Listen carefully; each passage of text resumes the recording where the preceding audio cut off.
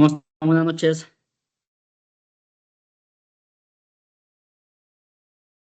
Buenas noches, Buenas licenciado. noches. ¿Sí me escuchan bien? Sí, Buenas noches, buenas Sí, muy profesor. claro. Vale. Oigan, primeramente quiero preguntarles si ya les hicieron los grupos de dirección académica para el trabajo final. Ya los sí, hicieron. sí, ¿Ya? ya. Ok, listo. Vale, entonces ya quedó cubierto, ¿vale? Entonces, bueno, vamos a continuar con la programación de la clase y de los temas. ¿Se acuerdan que la vez pasada veíamos el tema de interpretación, ¿no? Los diferentes métodos de interpretación jurídica? Y hoy nos tocaría ver el tema de argumentación jurídica, ¿vale? Algunas de las teorías de argumentación jurídica. Y bueno, vamos a verlas el día de hoy. Voy a compartir la pantalla. Déjenme poner la presentación. Aquí está. Lo voy a proyectar. Permítanme. Ujú. Ok, entonces la voy a proyectar y permítanme. Ya está. Listo. Bueno, entonces, pues les decía justamente, continuando con el contenido temático de la asignatura, nos corresponde hoy ver el tema de teoría de la argumentación jurídica, ¿no? Y primeramente, para arrancar y tener la base del punto de partida, ¿no? De el por qué, tenemos que preguntarnos el por qué justificar las razones que se toman en derecho, por qué justificar las decisiones jurídicas, ¿no? Y por qué necesitan entonces, para que tengan una validez esa decisión jurídica, a través de su racionalidad, de su argumentación, ¿no? De su discurso práctico, es lo que le va a dar justamente esa validez y esa justificación de esa decisión jurídica, ¿vale? Entonces, en ese sentido, la teoría de la argumentación jurídica va a ser una pieza clave en tanto para la argumentación jurídica, ¿no? Pero también, ¿no? Para eso, a la larga, por ende, pues también nos va a servir obviamente para fortalecer, para el Estado de Derecho, ¿no? La teoría del derecho, la teoría del Estado, ¿no? O sea, al final, las instituciones públicas, ¿no? Y las diferentes producciones del derecho, mediante las cuales se ve reflejada precisamente la funcionalidad del derecho, ¿no? Y a través del poder público, esas decisiones públicas, ¿no? Que afectan a la esfera jurídica o pueden tener una inmiscusión, un involucramiento en la esfera jurídica de los gobernados, de las personas, pues esas decisiones jurídicas deben estar debidamente justificadas, ¿no? Es justamente, ¿no? Ese poder público, esas decisiones mediante las cuales se expresa, se refleja el poder público, nos sirve precisamente la teoría de la argumentación jurídica, ¿vale? Para dar validez justamente, ¿no? Validez a esas decisiones, a esos actos de poder público.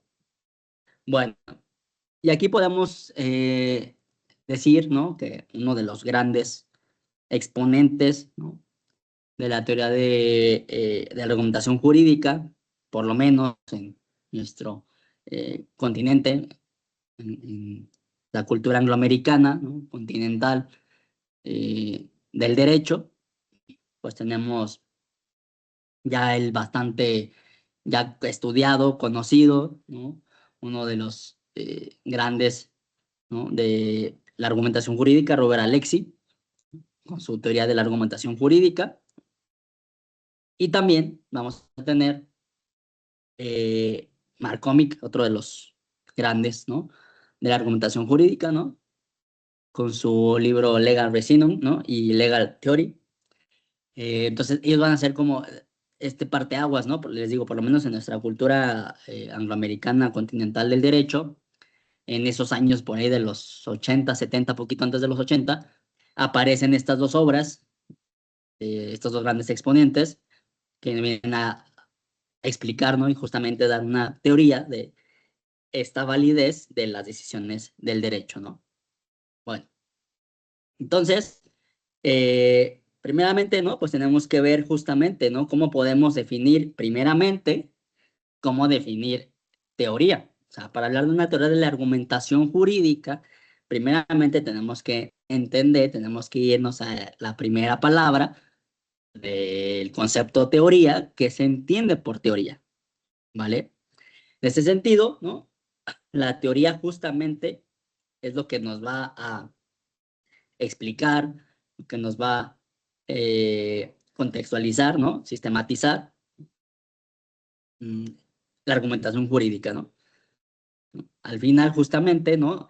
Cuando hablamos de teoría en contraposición del concepto de práctico, de lo práctico, de la práctica, ¿no? Teoría versus práctica, pues vemos justamente, ¿no? Como no son lo mismo, ¿no? Entonces, cuando hablamos de la teoría de la argumentación jurídica, ¿no?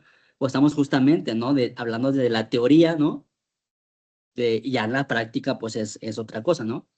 Pero al final lo que les decía, la teoría de la argumentación jurídica es la forma en la que se va a aplicar el derecho, es la expresión, el reflejo de las decisiones jurídicas impuestas, ¿no? En una decisión pública de poder público, ¿no?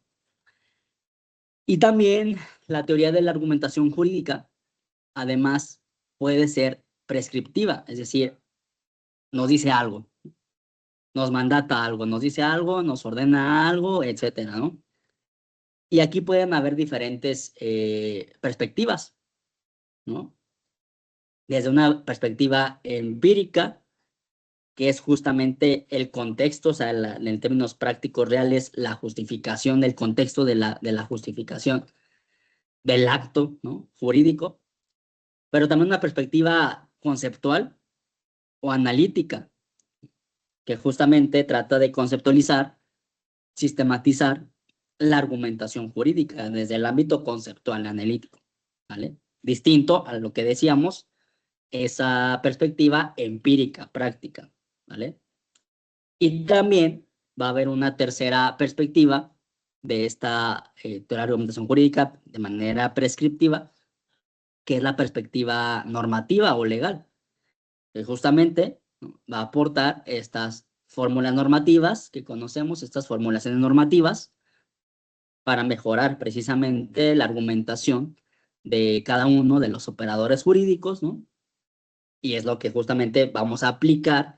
El derecho se aplica un precepto legal aplicado a un determinado caso en concreto y se fundamenta, se explica, se justifica el por qué se está aplicando ese precepto legal al caso concreto, ¿vale? Entonces es justamente, ¿no? Es la forma en la que esos actos, dijimos, en los cuales se ve reflejado el derecho, van a tener y van a adquirir esta validez cuando se explica y se fundamenta y se motiva y se argumenta el por qué. Ya lo vamos a ver más adelante, ¿no? Si hablamos del ámbito jurisdiccional y a ver que hablamos de a litigio, o sea, la función jurisdiccional la vemos como esta clásica, ¿no? De clásica forma de ejercer y de aplicar el derecho a través de un juicio, de un litigio en un tribunal, ¿no? Lo quedamos con un juez, hay dos partes en controversia, cada una de las partes expone sus argumentos, argumenta con base en el derecho, ¿no? Y una tercera persona, el juez, es el que va a resolver, ¿no?, conforme al mismo derecho, conforme al mismo precepto legal, esa resolución del caso, ¿no? Entonces, si lo vemos, les digo, justamente en esta clásica, ¿no?, aplicación y ejercicio del derecho a través de un juicio, a través de un tribunal que interponemos y que desarrollamos en un proceso jurisdiccional, el juez para el juez, para justificar su decisión a la que llega y resuelve y expresa mediante su sentencia, pues el juez tiene que argumentar primero el por qué tomó esa decisión, lo que se conoce como la ratio decidendi, la argumentación jurídica de los preceptos, de los hechos que tiene a su alcance, de las pruebas, etcétera, y entonces llega a una decisión. Entonces, esa decisión en la que tiene que explicar, ya habíamos los principios de legalidad, etcétera, de principios de fundamentación, motivación, pues esa ratio decidendi, esas razones argumentativas, son la base precisamente del por qué el juez en su sentencia toma determinada decisión. Entonces aquí vemos donde vemos justamente estas teorías de la argumentación jurídica. Les doy un claro ejemplo, el tradicional ejemplo, por eso les pongo el caso del litigio a través de un juicio, ¿no? Vamos con un juez, presentamos una demanda, hay dos partes, una que demanda, una que parte demandada, que se defiende, etcétera, aportan sus pruebas, desarrollan el proceso, y hay un tercero, ¿no? La figura del juez, del órgano jurisdiccional, quien es el que resuelve esa controversia, ¿no? Entonces, justamente les digo, es la clásica manera, ¿no? La que podemos ver y vemos con mayor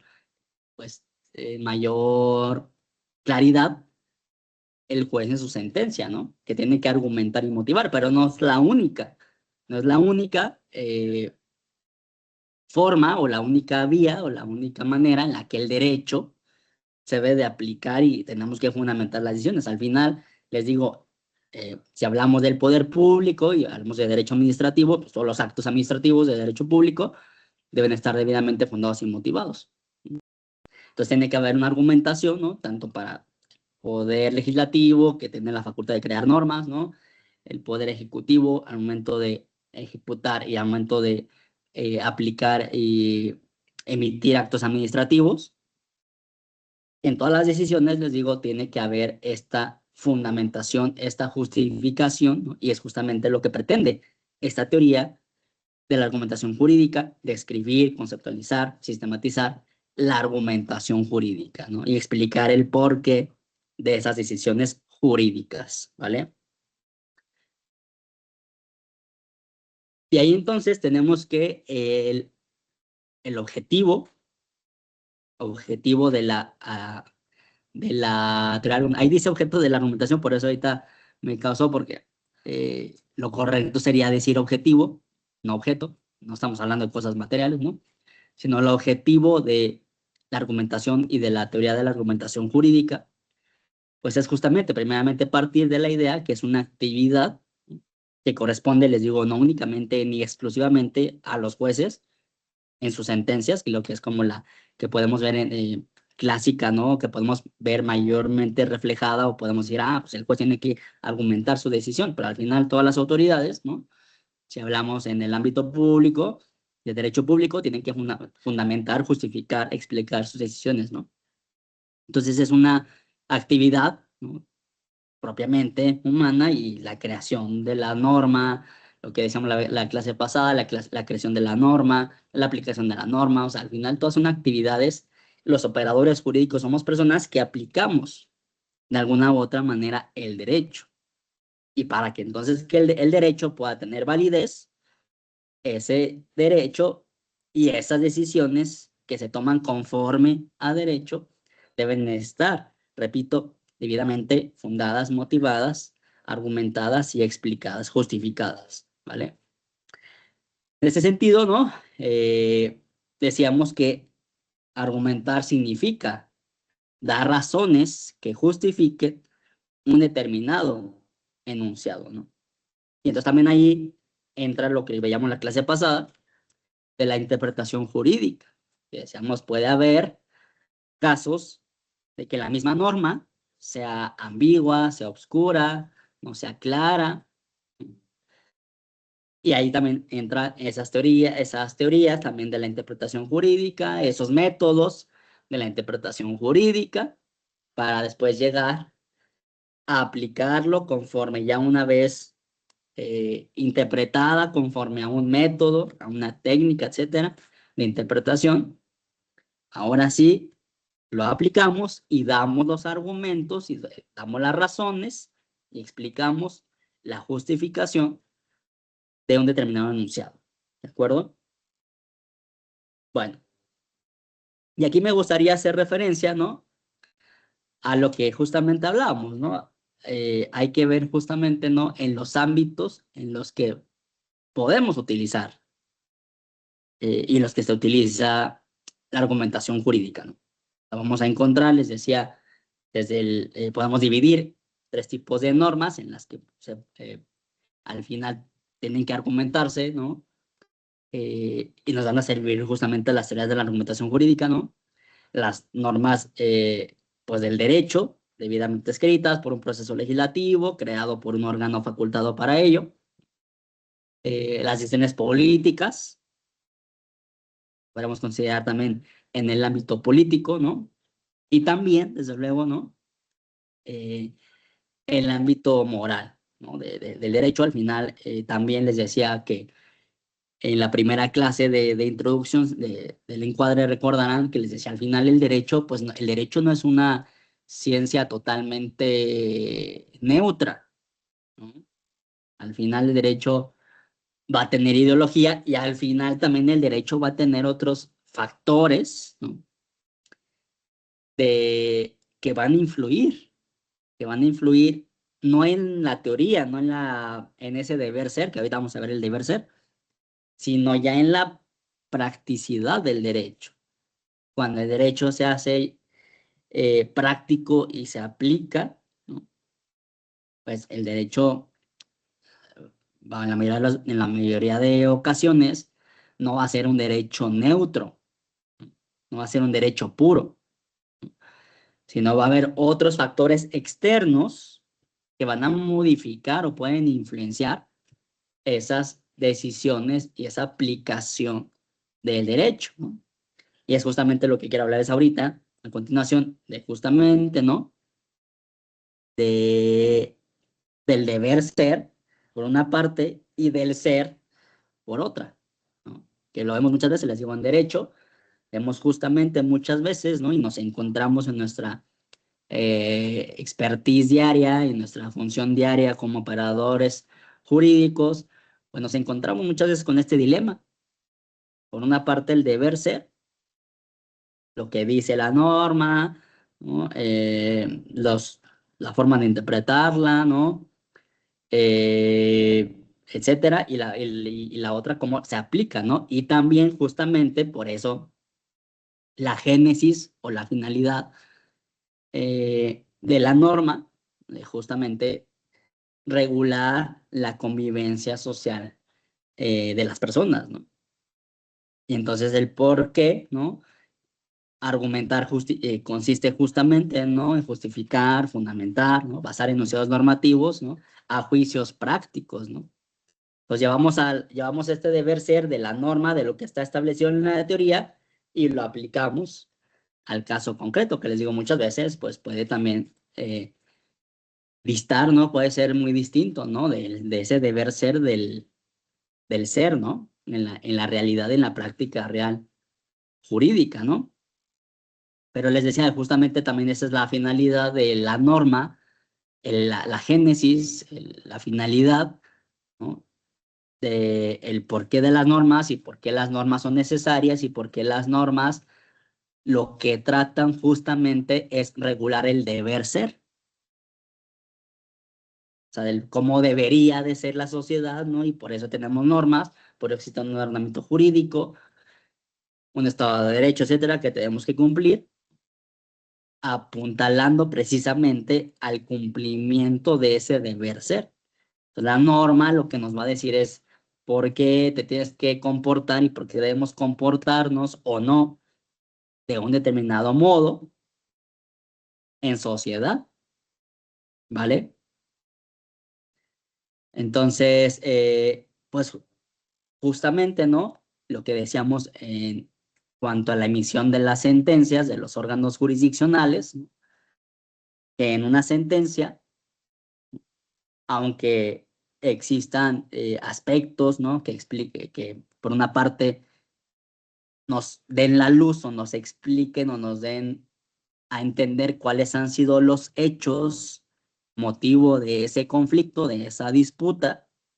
También, pues, les digo, no solamente el juez va a resolver conforme a los hechos, y él decirá, pues ese hecho me parece mal o incorrecto, tal, sino viene también la otra parte complementaria, que hay una base de análisis legal sobre la cual se estudian las normas, se utilizan las normas para determinar precisamente, ¿no? Lo que decíamos, hacemos esta relación de hechos con la norma. Aplicamos la norma a los hechos concretos, se argumenta el por qué se está aplicando esa norma de determinado modo, que les digo es la ratio decidendi, la argumentación, y es el fondo, al final es el fondo del asunto, y el juez tiene que argumentar, tiene que hilar esta relación de hechos con la norma. Entonces, bajo las diferentes técnicas de argumentación, ¿no?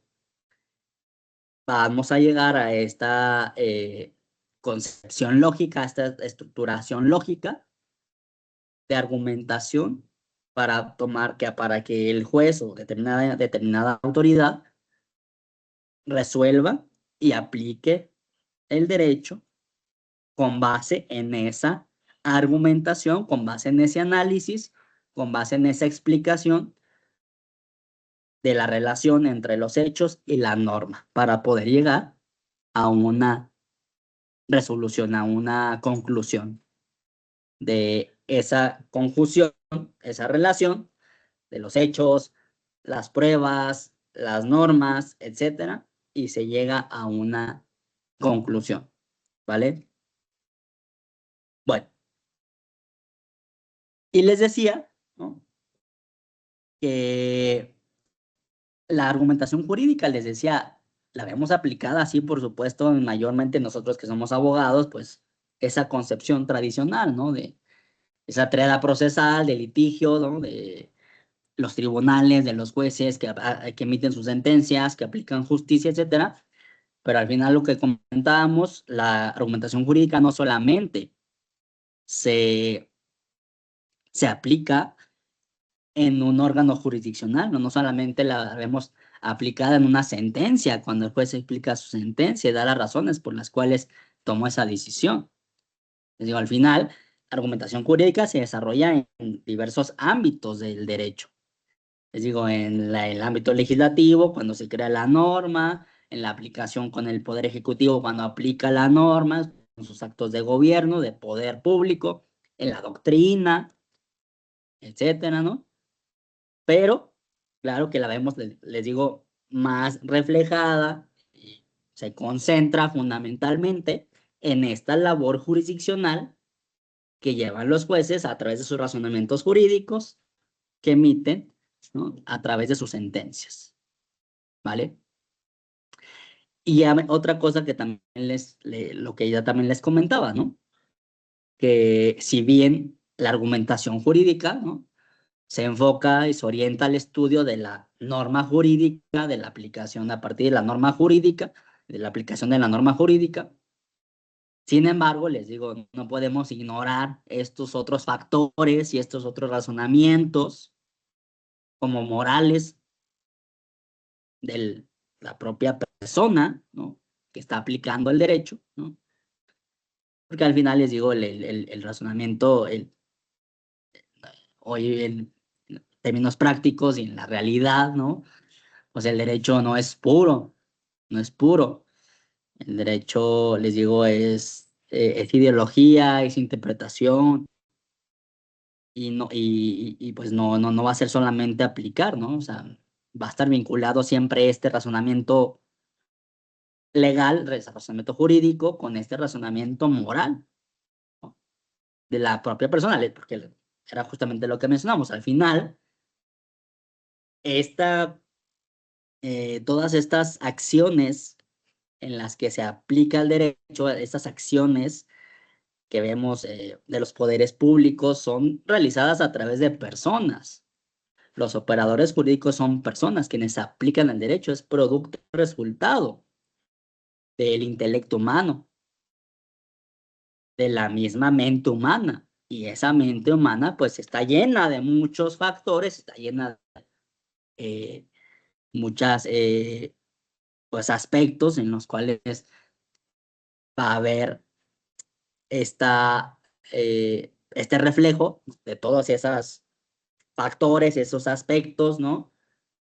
Que tienen para la mente humana, al final, les digo, producto de la mente humana, se ve reflejado una decisión judicial, una decisión jurídica, vamos, en términos mayores, una decisión jurídica a partir justamente, les digo, no podemos ignorar esta relación entre los razonamientos legales y los razonamientos morales, ¿no? Y otros tipos de factores en los cuales, ¿no? Se aplica el derecho, ¿no? Inclusive la sesión pasada recordarán que veíamos algunos métodos de interpretación y veíamos inclusive, ¿no? Y si nos vamos a las teorías por ejemplo, la teoría de los derechos humanos, las diferentes corrientes en las que podemos ver al derecho o a los derechos humanos, ¿no? Que sabemos que hay una doctrina, una teoría o corriente positivista, ¿no? Una corriente teoría naturalista, ¿no?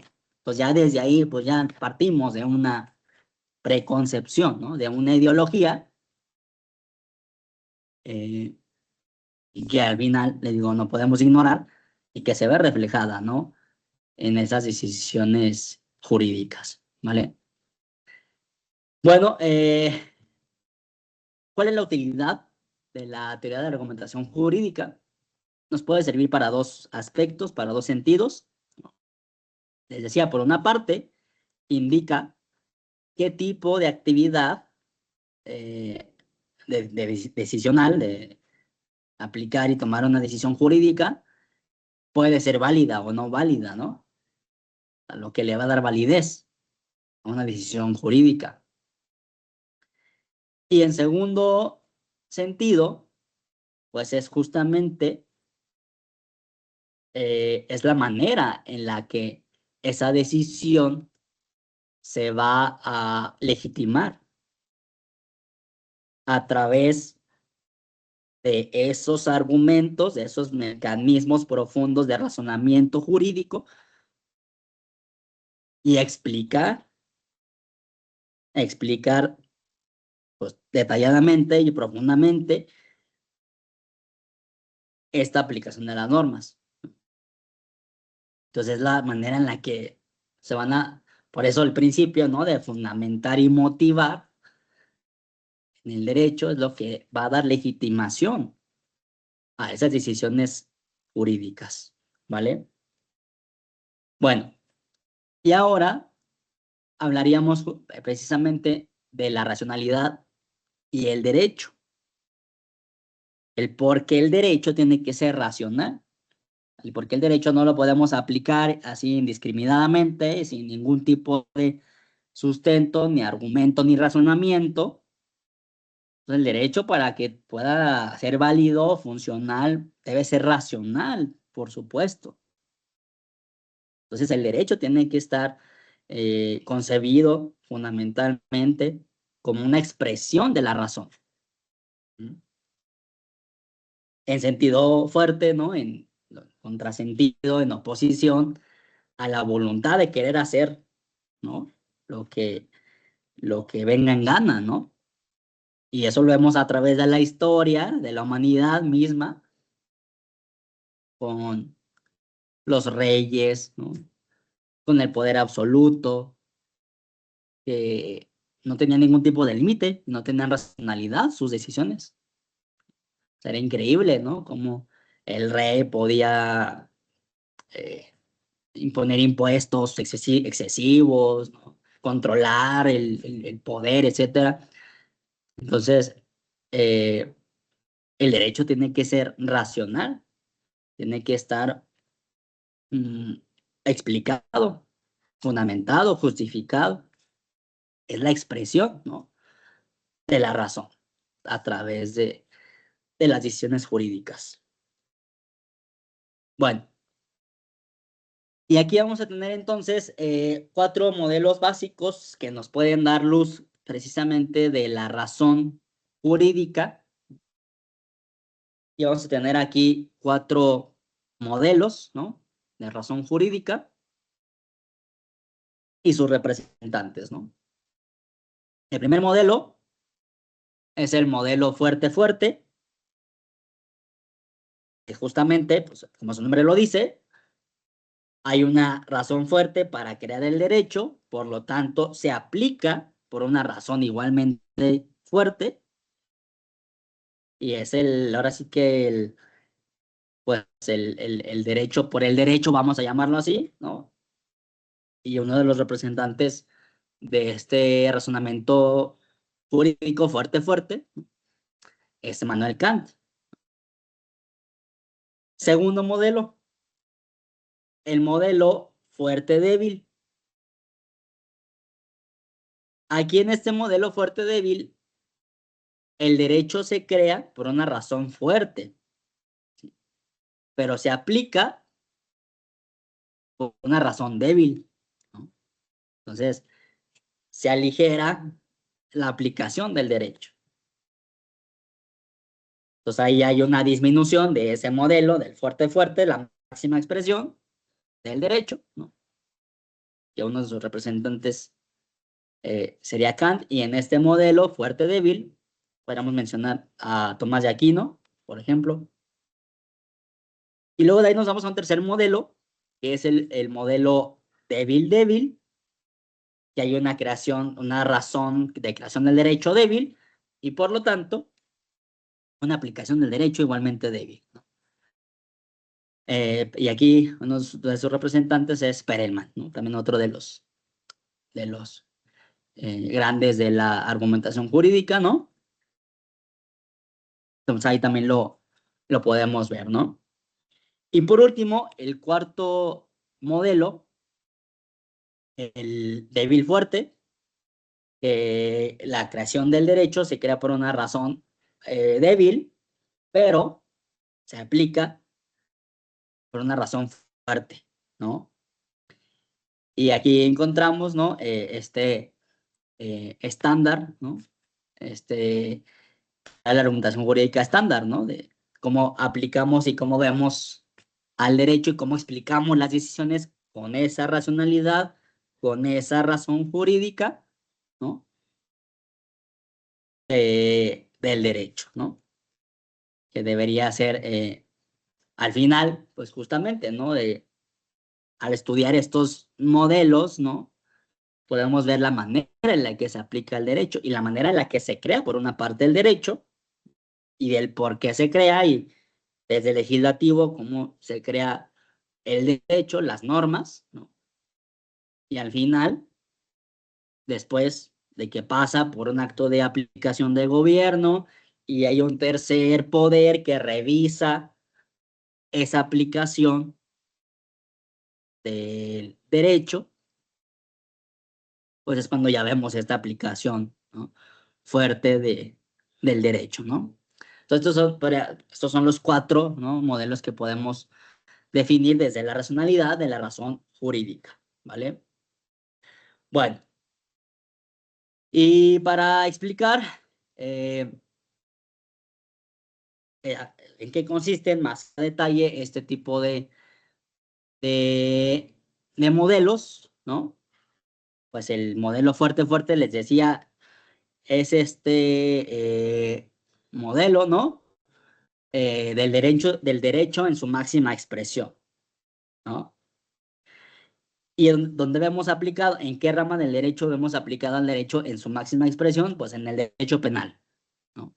Que conocemos como la última ratio, ¿no?, del derecho, ¿no? Es donde se ve la fuerza del derecho, ¿no? La fuerza, pues, violenta, si le queremos llamar, la fuerza impositiva en la que se ve la fuerza del derecho, ¿no?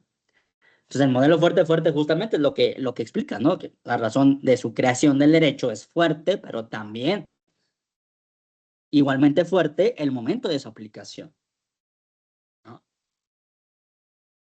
Entonces aquí entra esta escuela, ¿no? Del naturalismo racionalista, de corte racionalista, porque antes había, y por eso mencionamos a John Locke, por ejemplo. John Locke también ha sido uno de los naturalistas de corte racional, ¿no? Porque antes del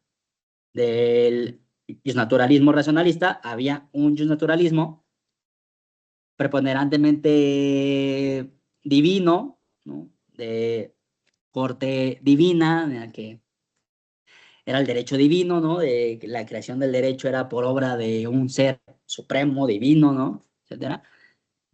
Y que después evolucionó a un naturalismo ya racionalista, ¿no? Donde dejando atrás esa concepción predominante del derecho divino, entramos a una concepción del derecho por la razón, aprehensible por la razón, ¿no? Entonces les decía, pues este modelo fuerte, pues es la máxima expresión del derecho. Y aquí lo podemos ver en los tipos penales, ¿no? Cuando decimos que alguien comete el delito tal, ¿no? Cuando hace tal acto, ¿no? Entonces, por lo tanto, merece una pena, tal, una consecuencia por tal conducta, ¿no? Entonces ahí es la, la, eh, la expresión de este modelo fuerte, ¿no? Del derecho que podemos aplicar. Y justamente, ¿no? Lo que ya veníamos platicando es principalmente en materias como la materia penal, el juez debe justamente ser lo más taxativo, o sea, lo más neutro, no interpretar, etcétera, aplicar la norma, ¿no? Tal cual se establece, ¿no? Con esta relación de los hechos, ¿no? Del juzgador, del derecho, ¿no? Y aplicarlos tal cual, ¿no? Bajo este principio de taxatividad, ¿no? De que se tiene que aplicar tal cual, ¿no? El derecho a los hechos concretos, ¿no? Y eso lo tiene que hacer el juzgador, ¿no? Entonces, es la manera en la que se aplica. O sea, ahí está, y por eso hacemos referencia al derecho penal y a las prescripciones en materia penal. Cometiste este delito, mereces tal pena. Quien comete ese delito merece tal pena y se aplicará, ¡pum!, de manera directa, ¿no? Entonces, es la manera, ¿no?, en la que el juez puede tomar su decisión con base precisamente en este modelo de racionalidad jurídica, del modelo fuerte. Y ahí nos vamos al otro modelo, que es el modelo fuerte-débil. Y en este modelo, ¿no?, hay una razón fuerte en el derecho para crear el derecho, ¿no? Pero débil en el desarrollo de sus decisiones, ¿no? Y de las conclusiones de los procesos argumentativos, ¿no? Entonces aquí ya vemos una diferencia. En materia penal se aplica taxativamente bajo este modelo fuerte. Con esta conducta se aplica, quien cometa esa conducta tendrá tal consecuencia, ¿no? Y aquí, en diferencia, ¿no?, vemos, ¿no? Por ejemplo, decimos el caso de delito de adulterio, ¿no? La persona casada, que conocemos que es el delito de adulterio, lo comete ¿quién? La persona casada, sostiene, copula con otra persona, ¿no? Casada, no casada, etcétera. Y bueno, al final, por ejemplo, vemos hoy día que pues estos delitos, el delito de adulterio, ¿no?, ya no, ya no existe, ya no está penado, ya no está tipificado, ¿no? Y es la manera justamente, ¿no?, de que surgió, la manera en la que vemos cómo se aplica este modelo fuerte-débil, que surgió bajo una razón fuerte, de castigar y el por qué debería de haber un tipo penal de adulterio, que hoy ya sus efectos prácticos y la conclusión de esos procesos argumentativos hoy ya nos dice otra cosa, ¿no? Y ya no es esa misma razón fuerte por la que se creó, sino se minoriza, se aligera, y hay otra conclusión totalmente distinta, ¿no? Entonces es la manera en la que vemos, ¿no? Este modelo de raciocinio jurídico fuerte, débil, ¿vale? Entonces, aquí les decía, pues justamente esto puede variar también por la misma dinámica social, por la misma evolución de la sociedad. Este modelo, ¿no?, del derecho, cómo puede surgir por una razón fuerte, pero a aplicarlo al caso concreto podemos aminorar, ¿no?, esa aplicación, ¿no?, a diferencia del modelo fuerte, ¿no? Bueno, ahí nos vamos al modelo débil. Este modelo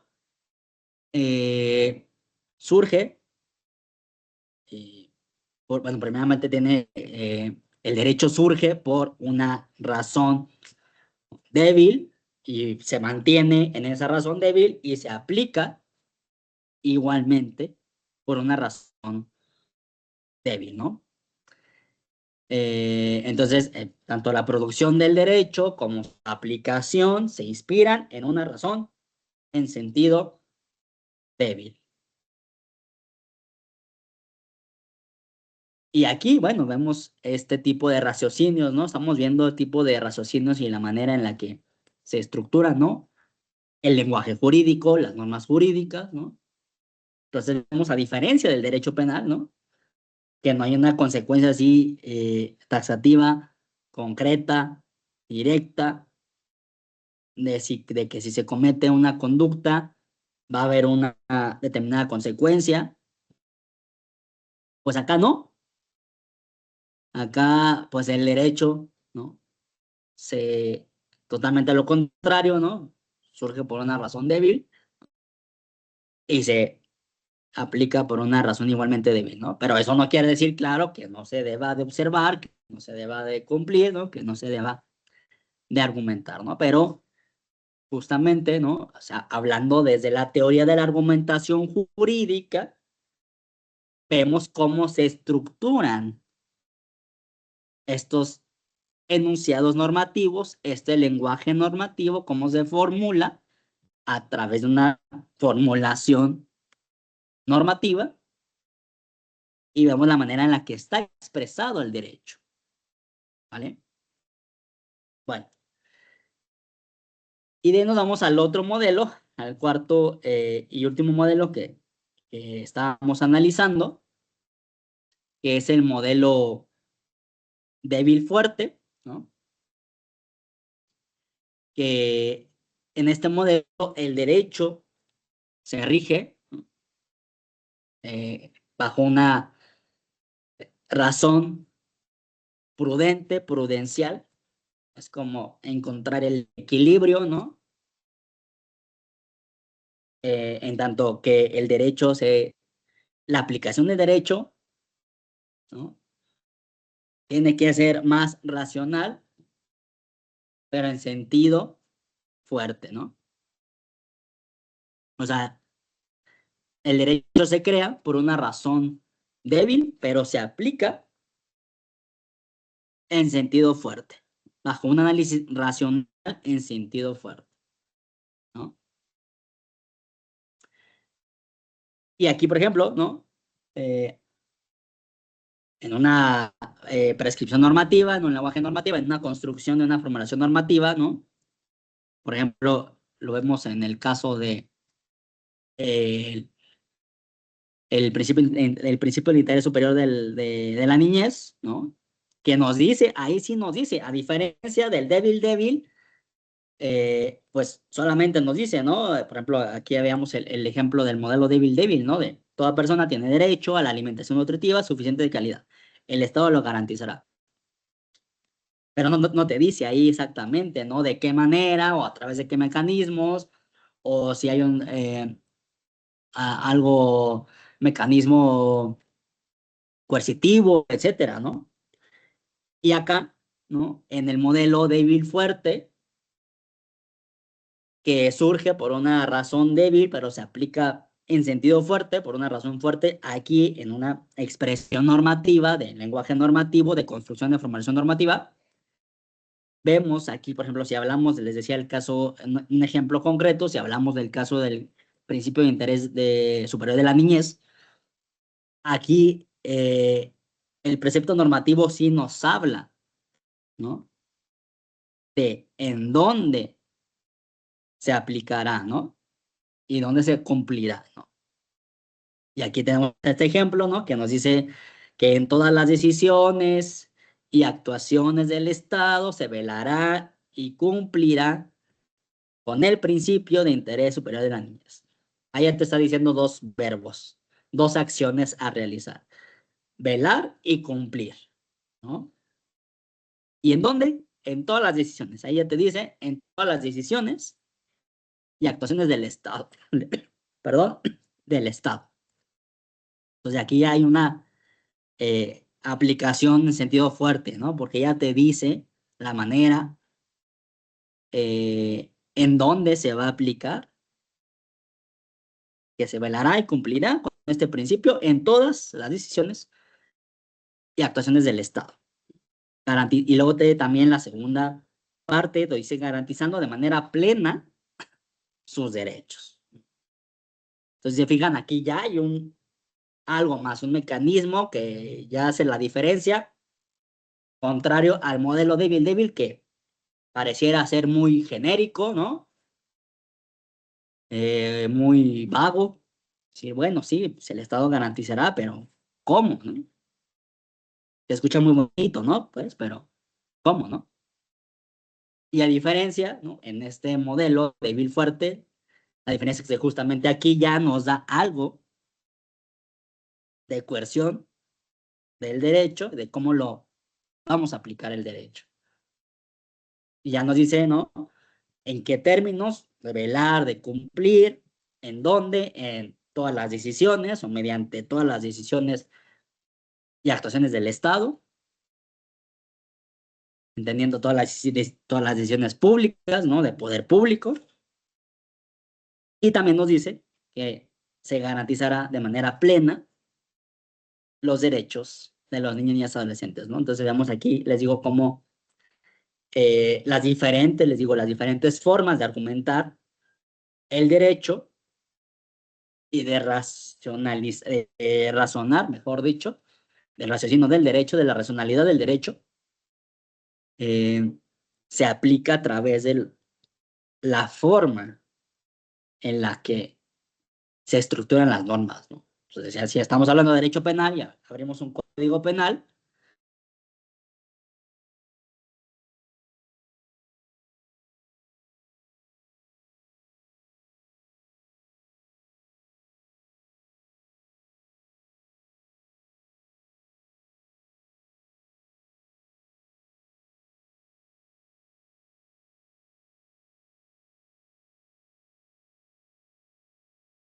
Se cortó su internet, profesor.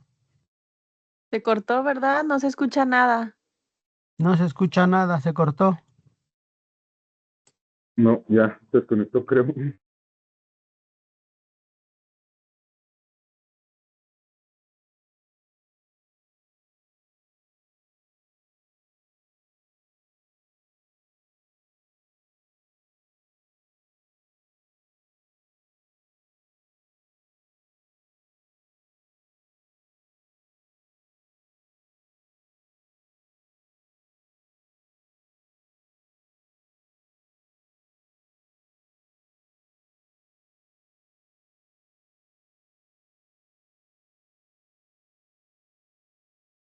Ya se fue el profesor. Sí, ya se fue. Ahorita yo creo que entra.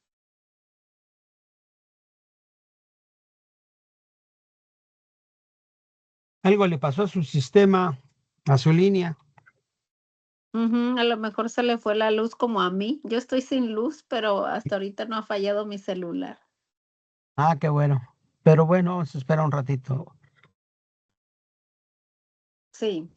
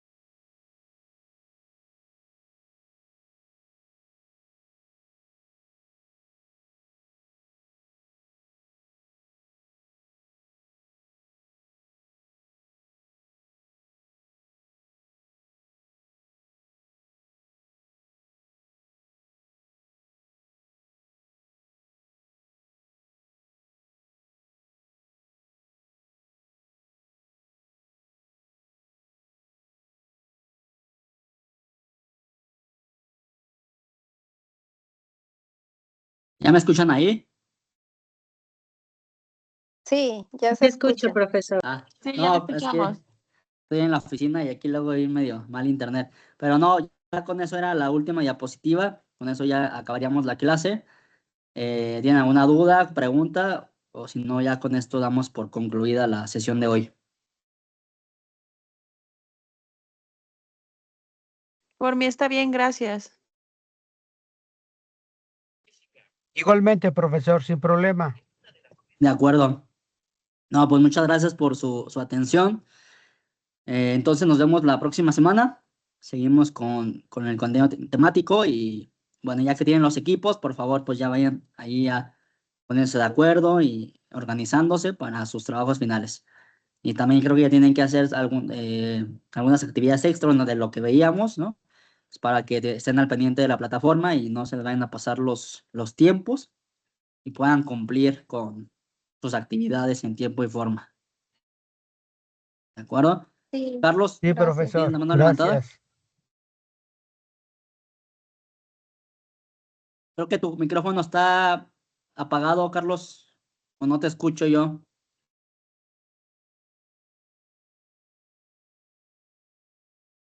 No, no se escucha. No se ¿Ahí ya me escucha, oyen? ¿verdad? Ya, Sí. Ok, ya. perdón.